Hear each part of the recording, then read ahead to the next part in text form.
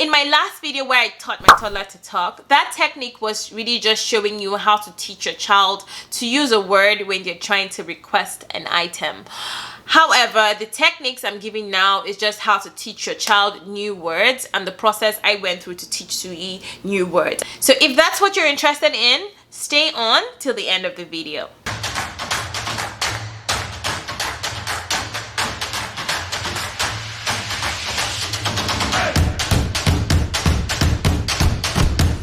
The first thing I'm going to talk about is simple words. It's so important to use very simple words. Now, take for example, I don't know if you're Igbo, I'm Igbo, my Igbo language is weird, the accent isn't right, but just bear with me a moment. So, just take for a moment, I'm telling you, Ichola Miri. Now, if you're not Igbo, can you figure out what word was water? Exactly, you can't. So, it's in the same light you have to kind of understand when you're teaching your child a language. So, you go Miri, you clearly can tell like Miri is water, right?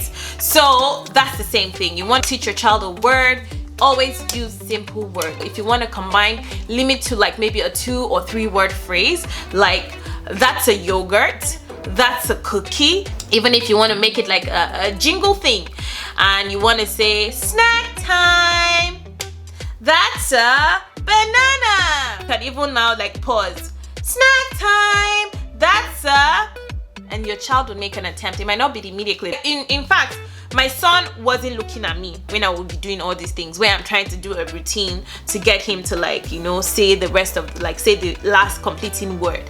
So he would not even be looking at me, and I just felt like, okay, I'm just doing this because my speech therapist said I should do this and I should send her a video. But in 2 weeks, I'm just like, now, following simple words, the next thing I would like to talk about is take it one word at a time. So in my son's case, he started off one word in 10 days. So you have to be very patient. Go at their pace. I'm not saying your child is going to learn one word in 10 days, but figure out what works for your child. So how it worked is when we do that word, let's say the word I've taken is cookie. So we're doing cookie for this whole week. I wait till he actually verbalizes the word. Let's say it takes by the 7th day, and then I take 3 extra days to just see that it sticks.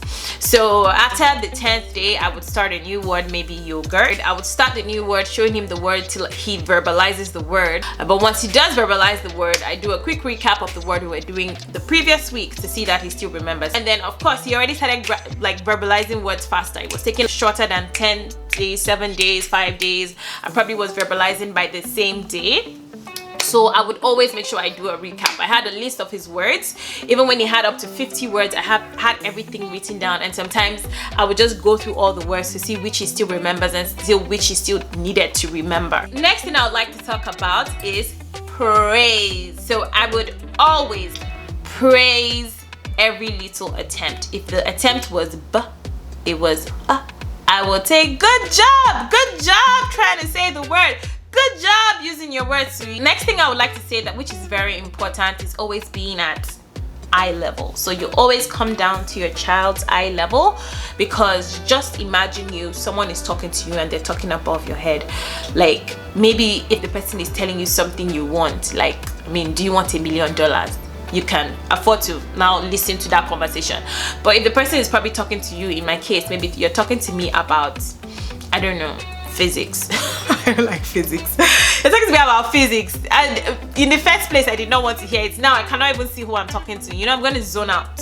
So it's just the same thing. So in this case, you're trying to teach this child the language, and most likely than not, teach something the child isn't interested in. So they're going to zone out. They're not going to pick it up. So you come down to their eye level, you know, and speak to them. Say whatever word you're trying to get them to grasp. Any word for the day that you're trying to teach, flashcards, whatever. Be always at eye level. Also, so they can see your mouth and how it moves. Joining in play. No, you know how I was talking about like your child not being interested in something and you not being at eye level and them zoning out. Yeah, so this kind of follows in that light, in that if you teach your child what they're already interested in now, so let's say your child is holding a knife or playing with the humidifier or something they just shouldn't be with. I mean, of course, run and make sure that they are safe and that the knife is in a safe position that they can't hurt themselves. But in the same light, use that as a learning opportunity. So I would go, knife, and then he would just look at me like, oh, that's the word, oh, that's what this is, right?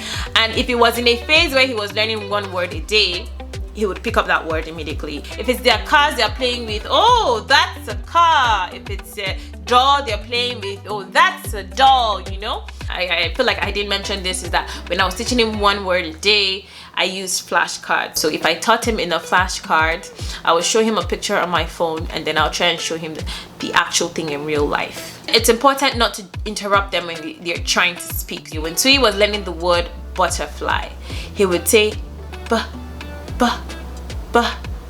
butterfly. So I would always wait for him to see it through. I wouldn't like cut him off. I mean, he's learning, right? He's learning to speak.